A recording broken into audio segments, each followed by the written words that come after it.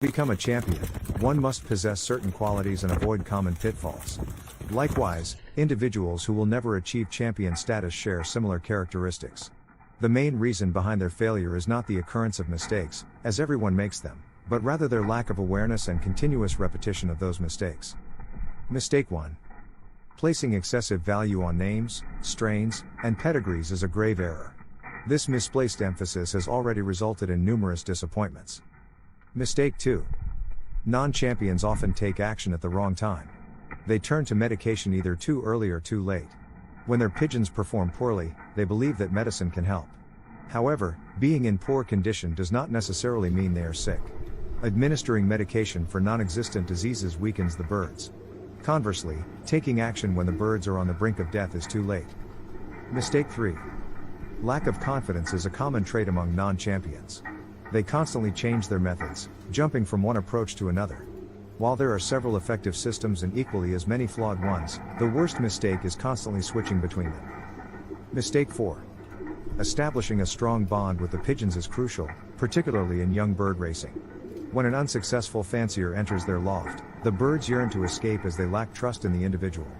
In contrast, when a champion is among his birds, they feel at ease while still being under his control.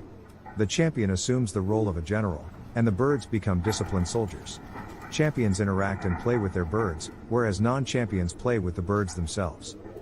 Mistake 5. Non-champions seek remedies to cure their birds from diseases. Champions, on the other hand, focus on preventing their birds from falling ill. They pay close attention to the environment, ensuring their loft is clean and well maintained. The drinking water in the champion's loft is consistently clear, while non-champions often provide colored water. Non-champions display excessive sympathy towards unhealthy birds, whereas champions promptly eliminate such individuals. They possess a firm yet gentle touch. Mistake 6. Overfeeding, particularly with excessive protein intake such as an abundance of peas, is a significant error in young bird racing. Peas are suitable for nestlings that require nourishment for growth. However, for young racing pigeons, peas can be detrimental. Mistake 7. Many non-champions are naive when it comes to breeding. They fail to recognize the importance of good fortune in this process. Merely pairing a superb male with an equally impressive hen or its sister does not guarantee the automatic production of outstanding offspring. It is a more complex and nuanced process. Mistake 8. Non-champions often fall victim to the influence of press and the propaganda propagated by illusionary brokers. In contrast, champions maintain a realistic perspective. Mistake 9. The stock loft of non-champions often contains breeders that have been present for several years but have never produced quality birds. It raises questions about the purpose of keeping such birds. Mistake 10.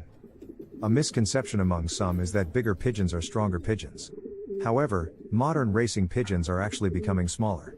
It is often the smaller pigeons that possess the endurance to withstand harsh weather conditions and cover greater distances.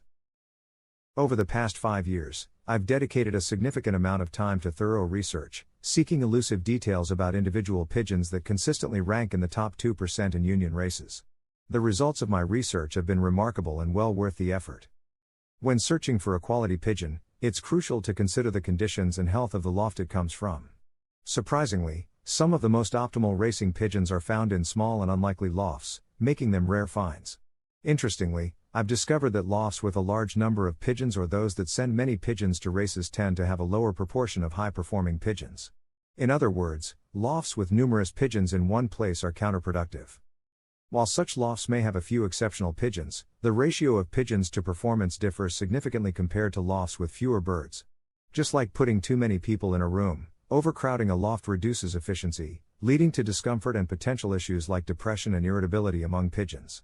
Therefore, to obtain more top-quality racing pigeons, it's essential to maintain an appropriate ratio of pigeons to loft space, ensuring optimal conditions for them to thrive. Panting in racing pigeons after exercise. Any healthy and fit racing pigeon that engages in intense flying within a short period will pant. This panting is similar to a marathon runner catching their breath after a sprint, as birds pant to recover from the oxygen deficit caused by the burst of activity. Frequent falcon attacks can cause birds to exhibit reluctance to leave the loft and fly further. They may instead fly in tight circles around the loft, driven by fear of encountering falcons. Each country experiences its peak falcon and hawk activity season, and during this time, Fearful behavior in birds may be observed. If you notice a high level of fear in your racing team, even when hawk and falcon activity decreases, it may have become a habit. To break this habit and build the bird's confidence in flying without fear, short tosses for 7 to 10 days can be beneficial. Additionally, these tosses provide the necessary exercise for the birds. Panting after exercise can be considered a positive sign when observed in a few birds following a training toss. It indicates that the team is fit and pushing themselves to the limit. The tossing exercises improve their overall fitness. Healthy yet unfit birds will recover quickly, and their droppings will remain normal, indicating good overall health. However, birds that return home panting and take longer to recover should be examined for potential underlying causes of panting and reduced endurance. Continuing to toss sick birds will only worsen their illness, prolonging recovery time. Changes in droppings, such as turning green or watery, may be indicators of illness. Additionally, pay attention to the muscles of exercised birds. If birds are essentially fit but have been pushed beyond their capacity, their muscles may appear bluish and become tense due to cramping. This can also occur in birds that are ill but forced to engage in physical activity. Consistency in breeding. It is advisable to maintain around 4 separate lines within the pigeon family, although having 5 or 6 lines is also acceptable if space permits. These lines should be kept separate and maintained through flying and breeding. Crossbreeding between these lines can be done when necessary. With proper care, a line can be maintained for 15 to 20 years without much complication. After that, introducing new blood may be necessary to invigorate the genes. However, caution should be exercised when introducing new blood, as inferior bloodlines may undermine the progress made. To find new blood, seek out someone who is successfully. To maintain consistency in breeding, it is recommended to have around 4 separate lines within the pigeon family. If space permits, having 5 or 6 lines is also acceptable. These lines should be kept separate and preserved through flying and breeding. When needed, you can crossbreed between these lines. By maintaining these lines, you can sustain them for 15 to 20 years with relative ease. However, after that period, introducing new blood may be necessary to rejuvenate the gene pool. When seeking new bloodlines, it's crucial to be mindful of the time and effort invested in building your existing line. Bringing in inferior blood would not be a desirable option. Finding someone who has established a loft of consistent birds that align with your racing philosophy can be helpful when seeking new bloodlines. It may take some trial and error to find the right match, and sometimes the offspring or grandchildren of the new additions can be the ones that excel. Remember, in the beginning, it's akin to casting a net to catch fish. You may not acquire anything worth keeping in the first few attempts. It requires multiple tries, and only the best pigeons should be retained. Once your family of pigeons is established, your primary focus should be on nurturing and developing your own line. Avoid the temptation to continuously acquire pigeons from different families, as you will not experience the true satisfaction of building a consistent line. Introducing new birds brings in a host of new genetic material that needs to be assessed and culled. The more time you spend on this process, the less attention you can give to improving your line. While it's acceptable to try out different pigeons initially to determine what suits your needs, it's important to commit to your chosen line after that. Continuously purchasing pigeons and succumbing to the addiction of acquiring new blood will lead to flying someone else's work. This may suit some individuals, but it doesn't align with the mindset of a dedicated breeder. Some may claim that siblings of champions produce the best results. However, this indicates that the family has not yet been firmly established. In a well-established family, the champions themselves should produce the finest offspring. This is evidence of a family built upon proven champion bloodlines. Once you recognize the traits of a champion, such as confidence displayed in their expression, you will have a better understanding of what to look for. There is nothing quite like a true, air-proven athlete. Enjoy your journey in pigeon racing, and remember that it is ultimately for your own enjoyment. Have fun along the way.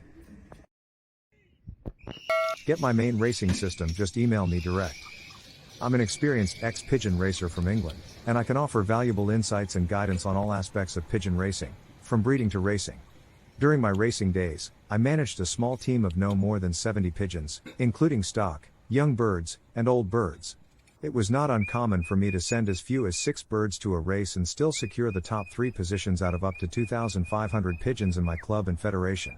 My race distances typically ranged up to 300 miles, and I consistently achieved top 5 placements in my club. My expertise extends to the art of selecting excellent breeders, including evaluating pigeons based on their eye-sign characteristics. I firmly believe that true champions can only be bred from top quality stock, and I can guide you in identifying and acquiring such pigeons. I understand that many pigeons for sale are advertised based on their lineage or pedigree, but I emphasize the importance of assessing the bird itself rather than relying solely on paperwork. As part of my offer, I invite you to share photos of your pigeons, including their eye sign and wing characteristics. I'll provide you with free advice on racing and breeding based on my extensive experience and knowledge. Additionally, I will share auction links to high-quality breeding birds that have the potential to produce winners in your loft. Here's what you can expect to receive from me. A comprehensive Word document containing valuable insights and strategies for successful pigeon racing, including specific racing methods for both old and young birds, as well as general advice. Private YouTube videos sent to your email, covering various aspects of pigeon racing, from breeding to race preparation. Detailed recommendations on supplements and additives to add to your pigeon's drinking water, with scientific evidence supporting their effectiveness.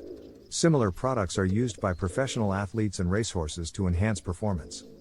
Assurance that your pigeons will race home faster, provided that you have quality birds to begin with.